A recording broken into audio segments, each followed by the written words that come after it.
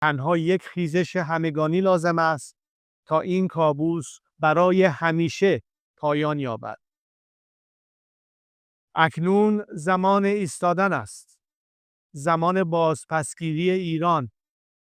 همه با هم، از بندر عباس تا بندر انزلی، از شیراز تا اصفهان، از تبریز تا زاهدان، از مشهد تا اهواز، از شهر کرد تا کرمانشاه به صحنه بیاییم.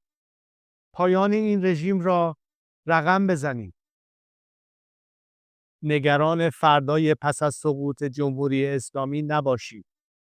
ایران دچار جنگ داخلی و بی‌ثباتی نخواهد شد. ما برای آینده ایران و شکوفایی‌اش برنامه داریم. ما برای 100 روز نخست پس از سقوط، دوران گذار و